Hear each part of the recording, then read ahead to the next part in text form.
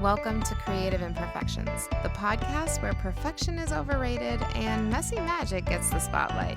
I'm so glad you're here.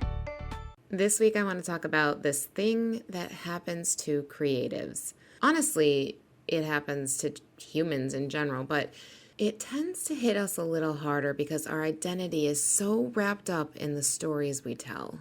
We build a picture in our minds of who we're supposed to be, what our career is supposed to look like, what success is supposed to feel like, who we thought we'd become by a certain age or stage. We cling to that picture like it's the script we aren't allowed to deviate from.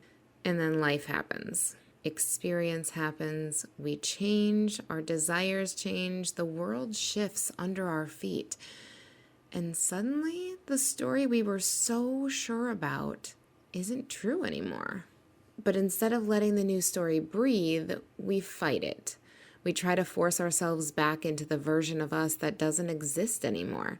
And that fight drains us more than any challenge, any no, any creative block. So today we're talking about the moment where your story changes and the courage it actually takes to let it. Because the truth is, your story has probably changed more than once. And every time it did, a part of you tried to pretend it didn't. Think about that version of you from 5 years ago. Do you remember what they wanted? What they believed success would look like? What they thought their path would be? Sure, some of those things stayed true, but some didn't. Some evolved, some disappeared altogether. And that's not failure, that is growth.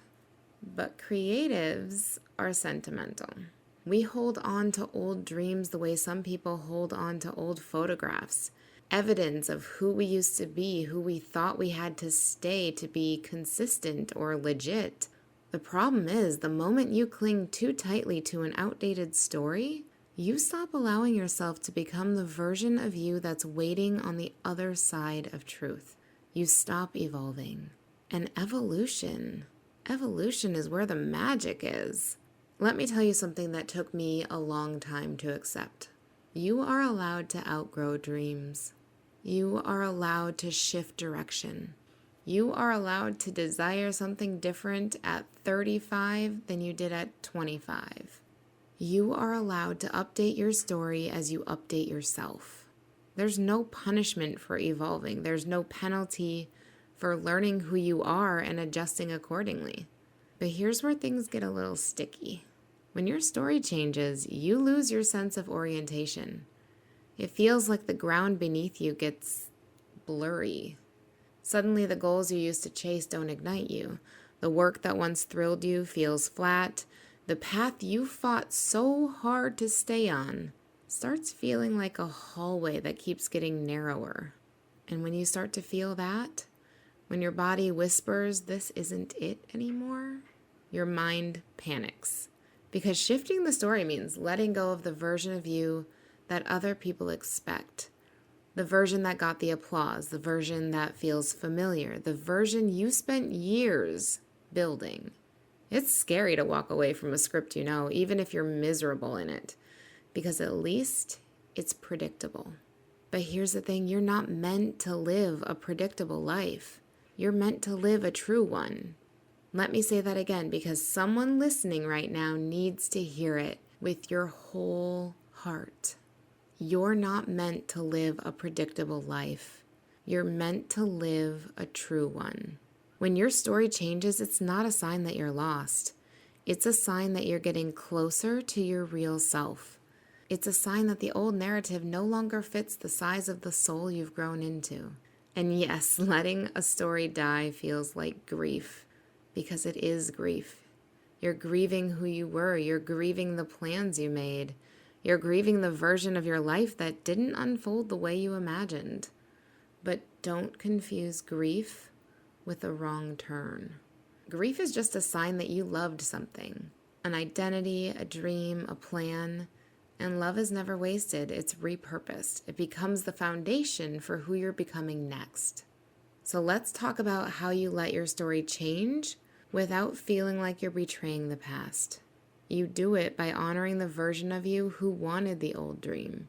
You say Thank you. You got me this far. You taught me. You carried me. You shaped me. And then you allow the new version of you to speak because they've been trying to get your attention. They've been tugging at your sleeve, whispering, "Can we go this way now?" And you've been too loyal to your old story to listen. But loyalty without truth is a cage. You deserve freedom. You deserve alignment. You deserve a story that fits the shape of your life now, not the life you had 10 chapters ago. So here's a really honest question, one you might want to journal on or talk to yourself about later. Where are you forcing yourself to be who you used to be? Where are you dimming, shrinking, or staying still because the identity you're outgrowing feels safer than the identity you're stepping into?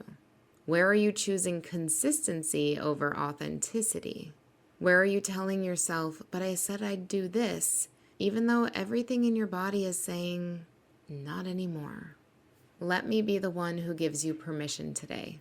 Your story is allowed to change. You are allowed to want something new.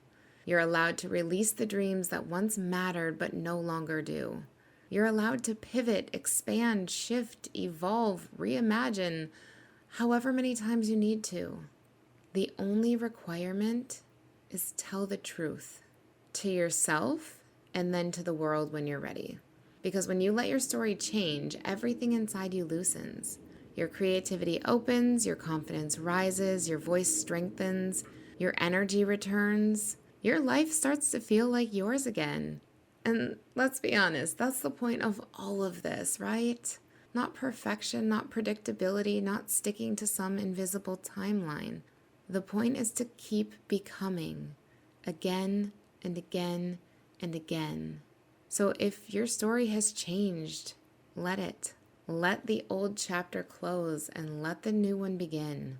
Let your life transform into something that actually fits who you've grown into. You're not abandoning who you were. You're honoring who you've become. And that's the most creative act of all. And always remember, there's magic in your imperfections. Go out there and find it. Thank you so much for joining me on today's episode of Creative Imperfections. If you have a friend who could use this advice right now, please feel free to share this with them. And make sure you subscribe.